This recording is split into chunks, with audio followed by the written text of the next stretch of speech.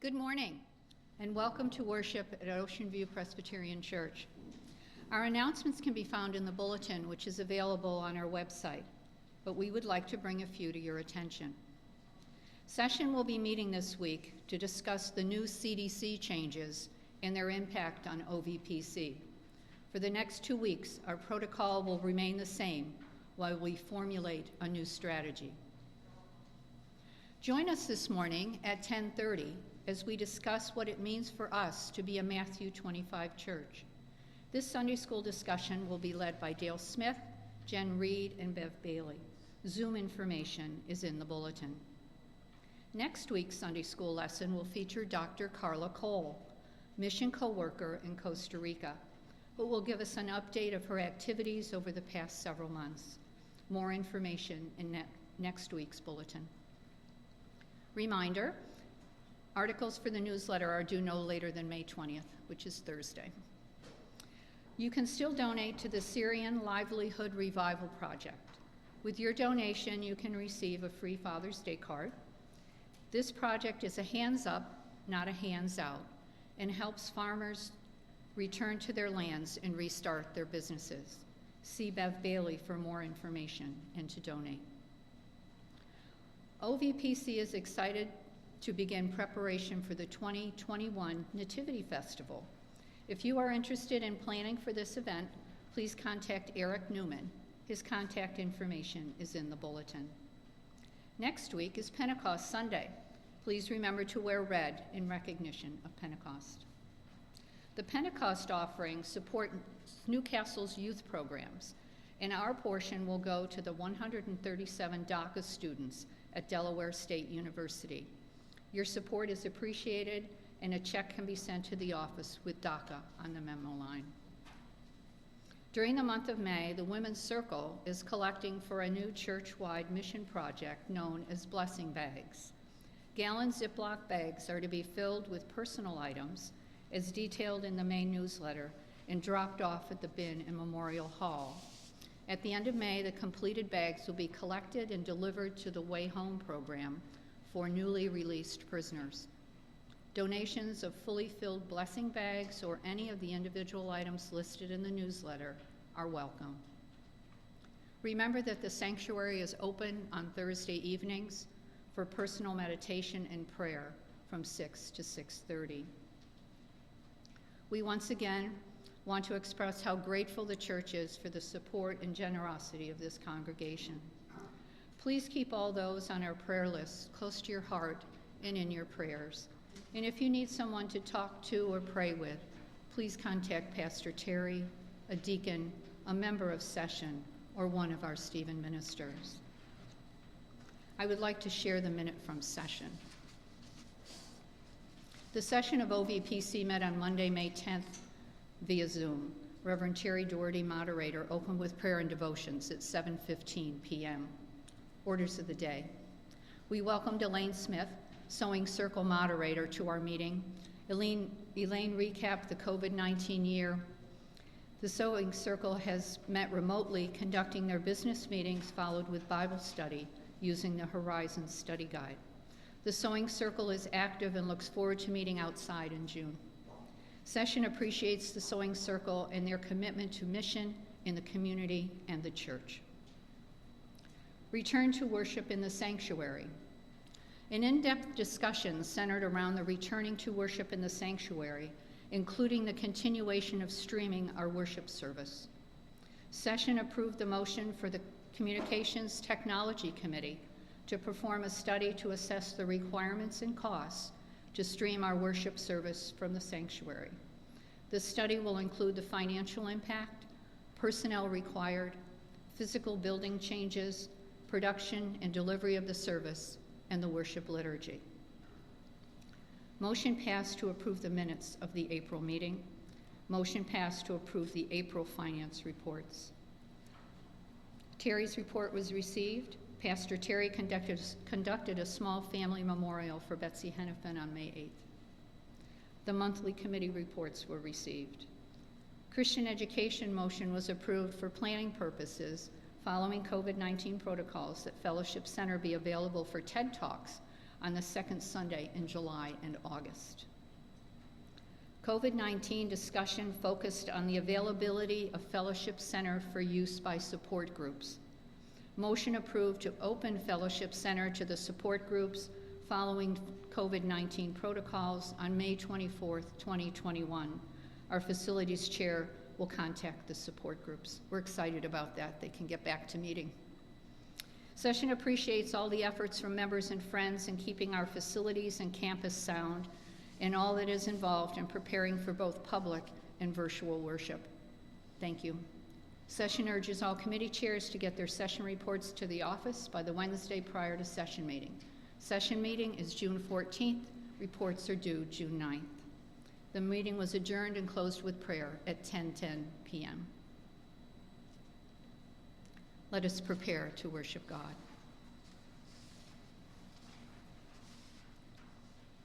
The church is one because Jesus Christ is one. The church is holy because Jesus Christ is holy. The church is Catholic because Jesus Christ is the Savior of all. The church is apostolic because as the Father has sent Jesus, so Jesus sends us. In other words, if we are to understand the nature of the church at all, we are to understand who Jesus Christ is and what he does. Our oneness is our common rootedness in Jesus Christ, being where Jesus is.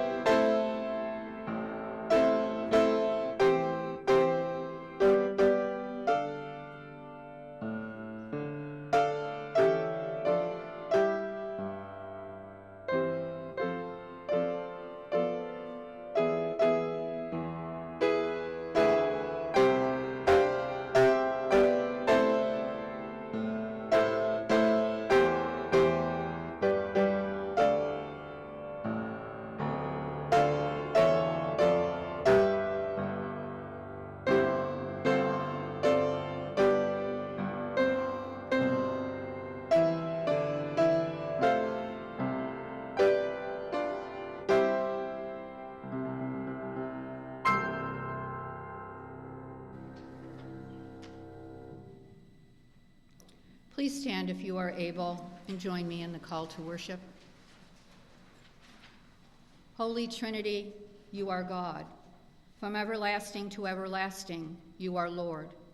Your law brings life, O Lord, and we meditate on it day and night. Happy are we when we walk in your ways, O Lord. You are a rich stream of living waters, and we would immerse ourselves in you. Happy are we when we walk in your ways, O Lord.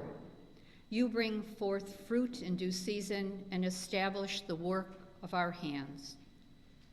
Happy are we when we walk in your ways, O Lord.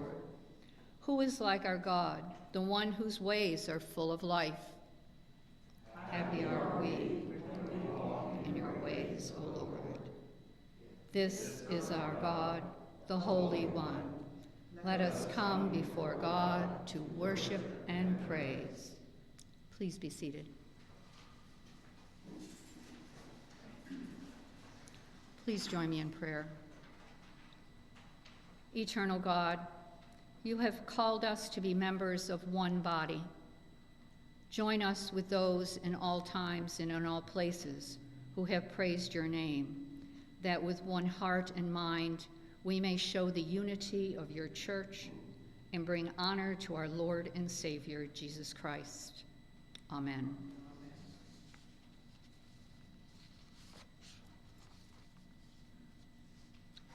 Please join me in the reflection on our common humanity. O God, we are one with you. You have made us one with you. You have taught us that if we are open to one another, you dwell in us. Help us to preserve this openness and to fight for it with all our hearts. Help us to realize that there can be no understanding where there is mutual rejection. O God, in accepting one another wholeheartedly, fully, completely, we accept you and we thank you, and we adore you and we love you with our whole being, because our being is in your being. Our spirit is rooted in your spirit. Fill us then with love, and let us be bound together with love as we go our diverse ways, united in this one spirit, which makes you present in the world and makes you witness to the ultimate reality that is love. Love has overcome. Love is victorious. Thanks be to God.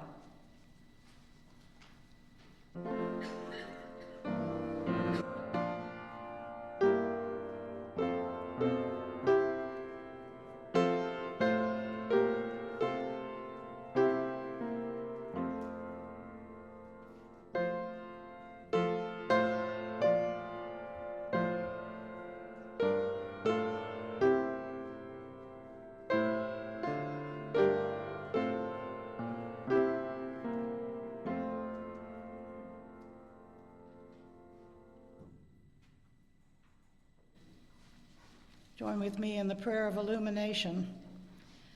O God, as we hear your word, by your Spirit unite us where we lack understanding.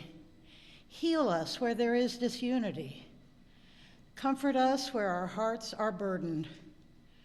Reconcile us in Christ so that we may live in peace. In his own name we pray. Amen.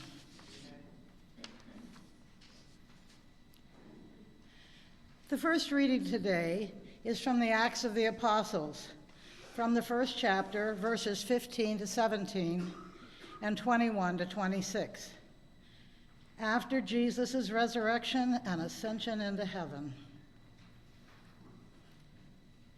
In those days, Peter stood up among the believers. Together, the crowd numbered about 120 persons, and said, "Friends, the scripture had to be fulfilled, which the Holy Spirit through David foretold concerning Judas, who became a guide for those who arrested Jesus. For he was numbered among us and was allotted his share in this ministry.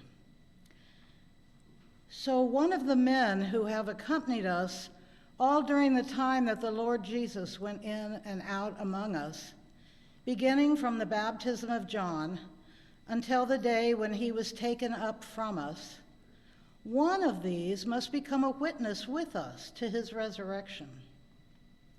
So they proposed Joseph, called Barsabbas, who was also known as Justus, and Matthias. Then they prayed and said, "Lord, you know everyone's heart. Show us which one of these two you have chosen to take the place in this ministry and apostleship from which Judas turned aside to go to his own place." And they cast lots for them, and the lot fell on Matthias, and he was added to the 11 apostles.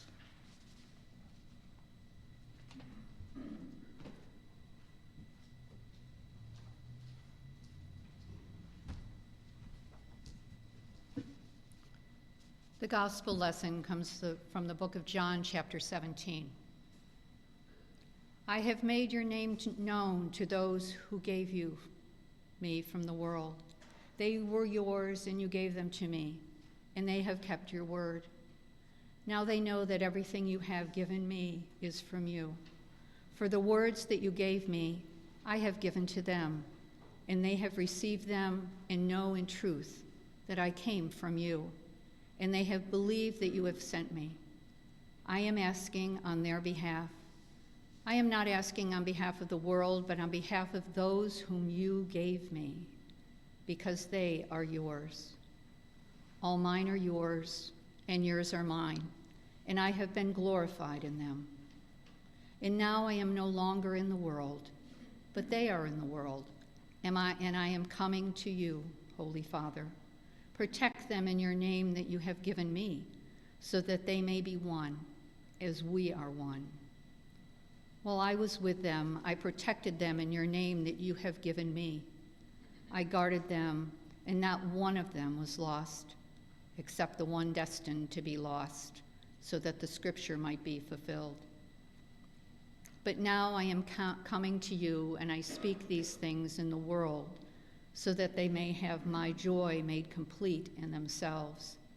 I have given them your word, and the world has hated them because they do not belong to the world, just as I do not belong to the world. I am not asking you to take them out of the world, but I ask you to protect them from the evil one. They do not belong to the world, just as I do not belong to the world. Sanctify them in the truth. Your word is truth. As you have sent me into the world, so I have sent them into the world. And for their sakes I sanctify myself, so that they also may be sanctified in truth. The word of the Lord. Thanks be to God.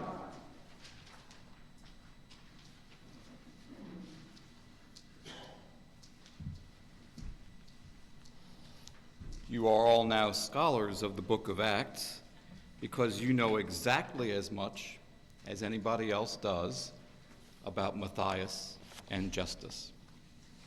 They never show up anywhere again except the 12.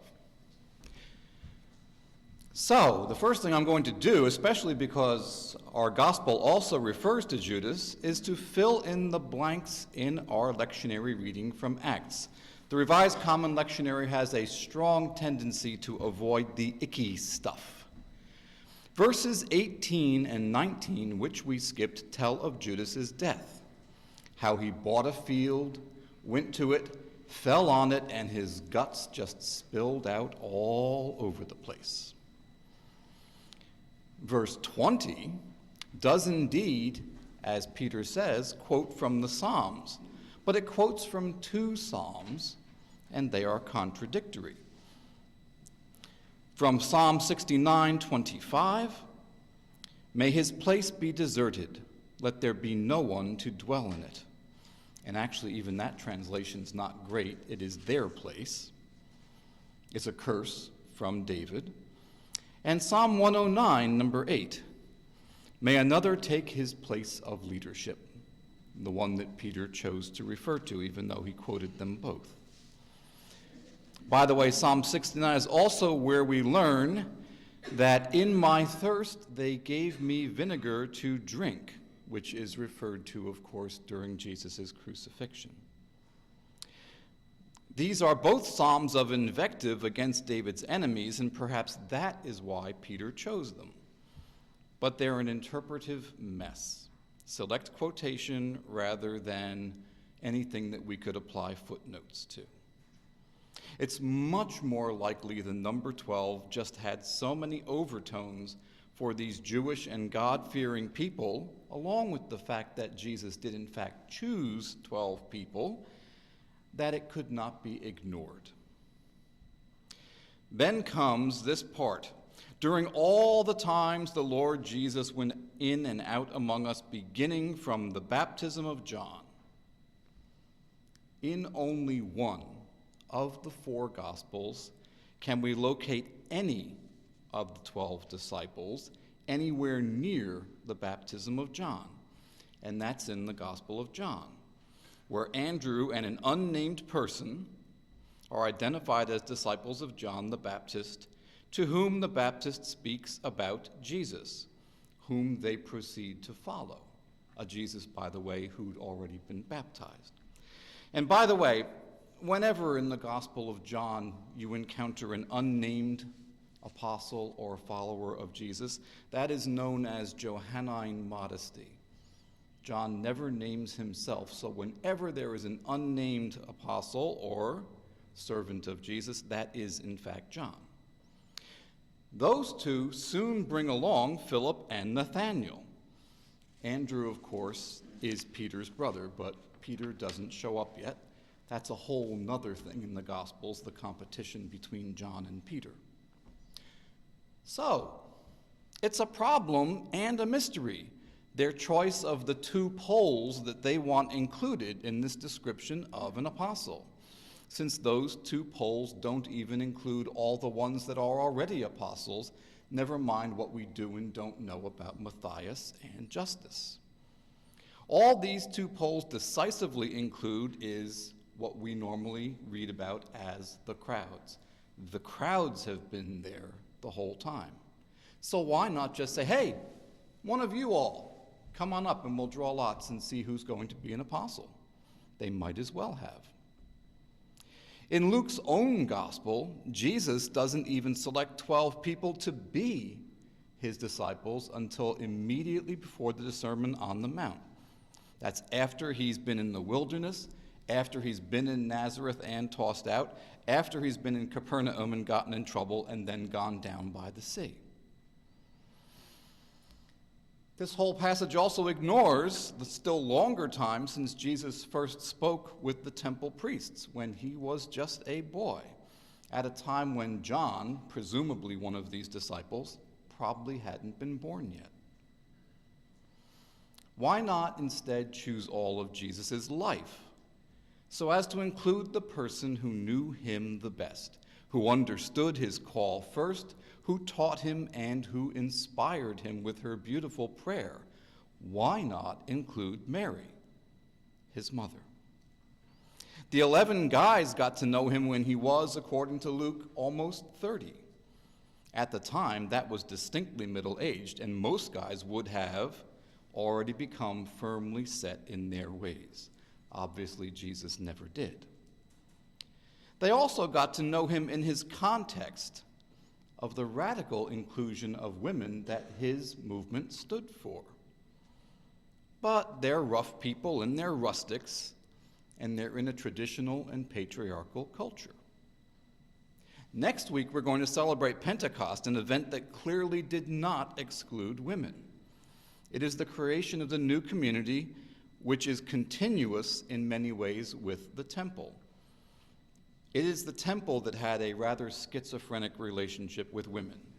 They were neither fully excluded nor fully included. In Luke's gospel again, Anna prophesies over Jesus in the temple, but she couldn't come indoors. She couldn't come to the Holy of Holies. She was a woman. Judaism was actually in the ancient Near East unusual in not having priestesses.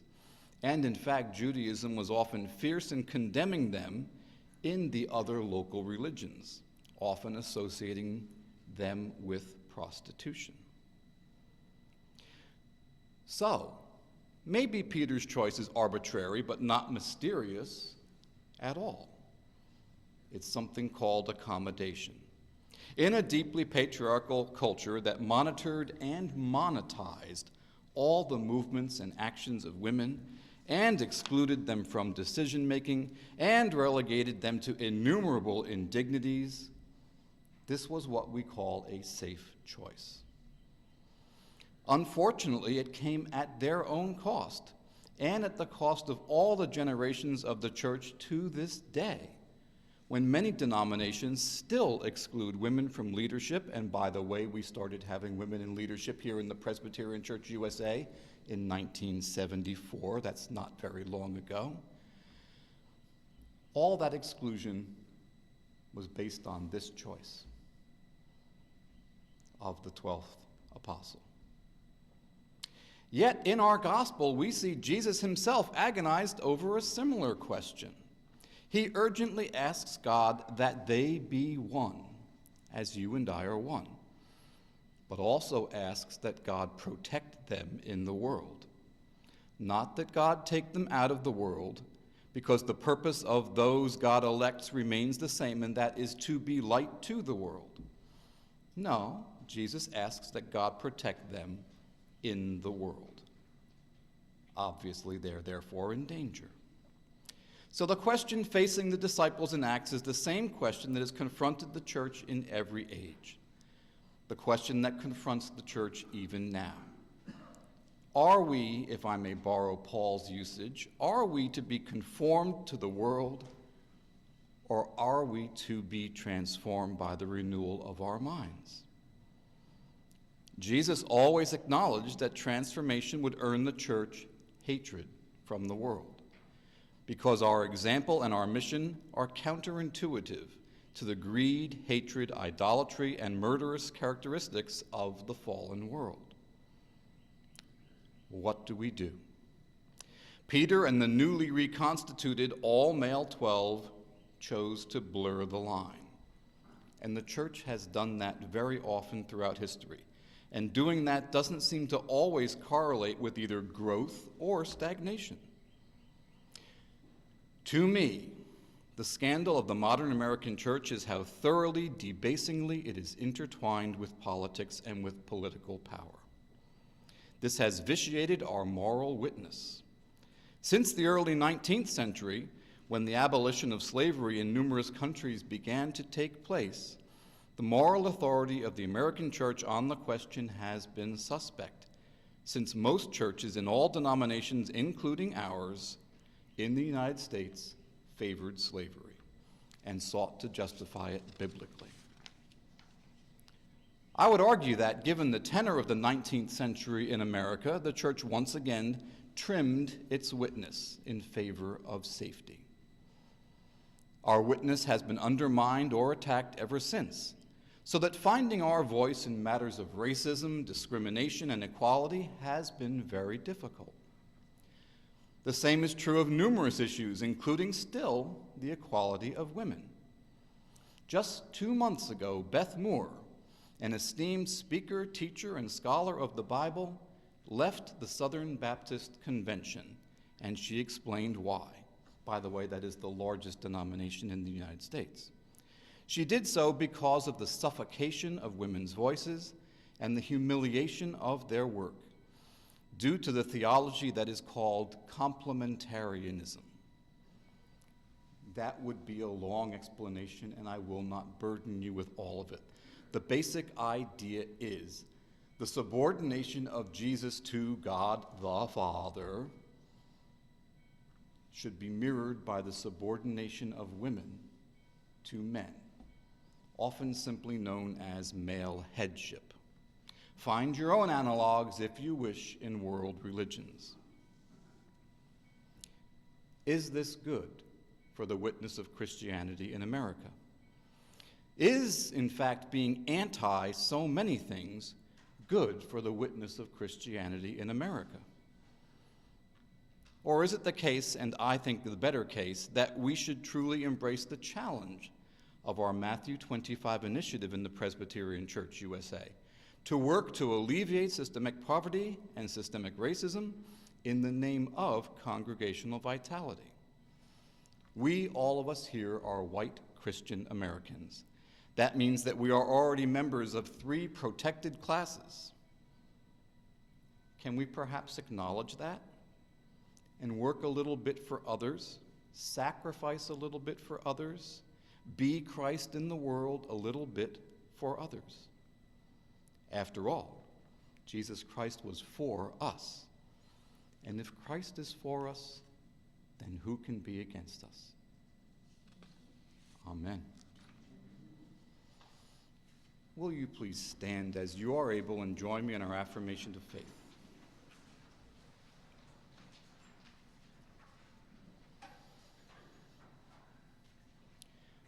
We believe there is no condemnation for those who are in Christ Jesus.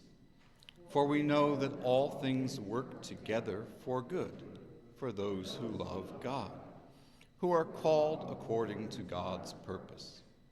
We are convinced that neither death, nor life, nor angels, nor things present, nor things to come,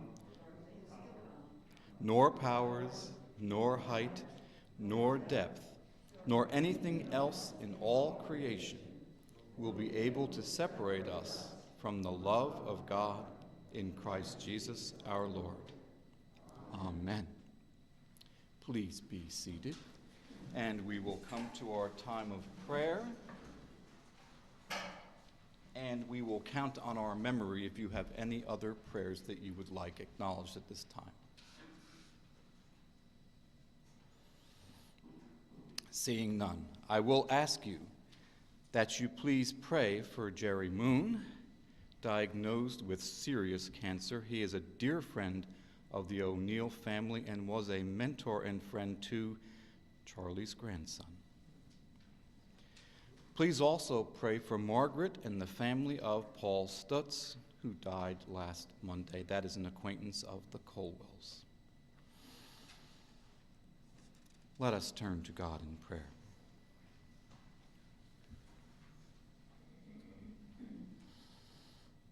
Faithful God, long ago, in our baptisms, we accepted your challenge to be like Christ, because you made us by your Holy Spirit like Christ, accepted, loved, redeemed, to use our coinage, saved, and that we have been and continue to be.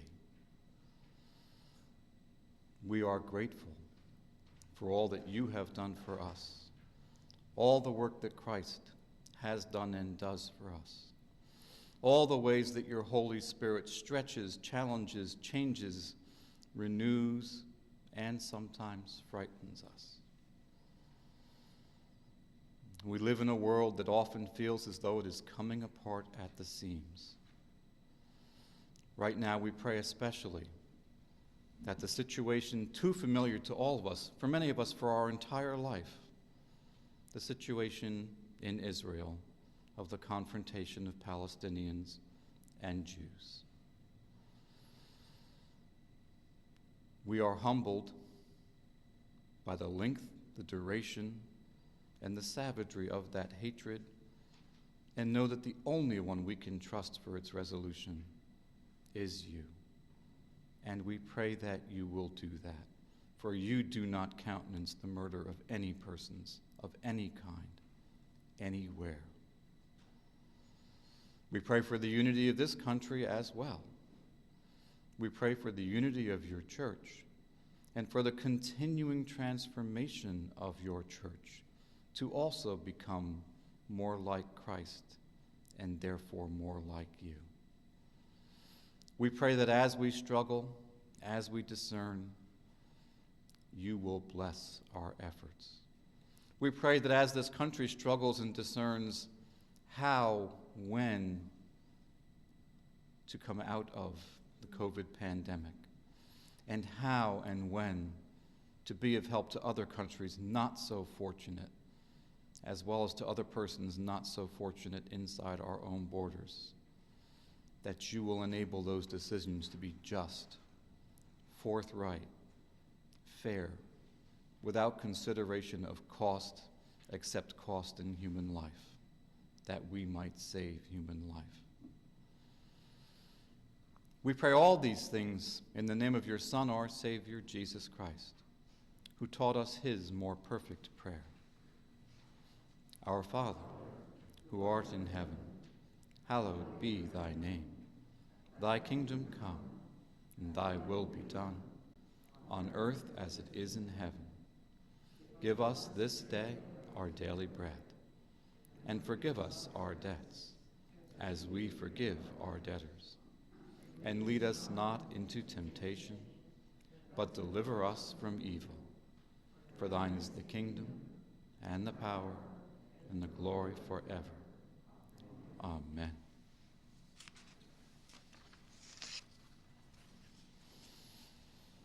God of life, we pray that our unity will be seen not only in what we believe, but also in how we work together to be salt and light in this world. Returning good for the good that we have been given, we seek the good of all creation. Now, I will call for the offering, and you know that the offering plate will be in the back for those here in sanctuary.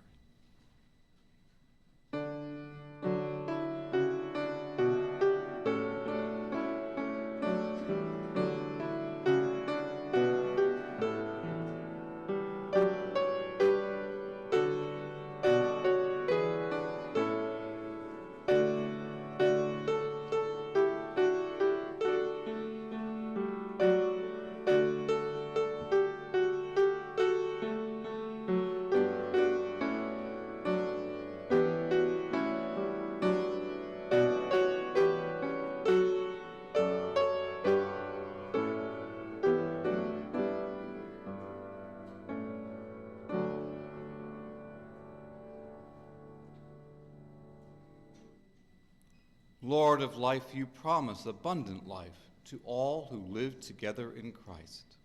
We bring these gifts as a sign of our desire to share our resources for the common good and for the upbuilding of your kingdom. We humbly ask that you use them to strengthen our unity, deepen our witness and our healing presence in this needy world.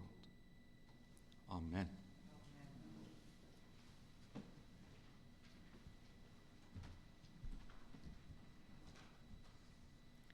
May the God who makes everything holy and whole make you holy and whole, put you together, spirit, soul, and body, and keep you fit for the coming of our Lord Jesus Christ. The one who called you is completely dependable. God will do it.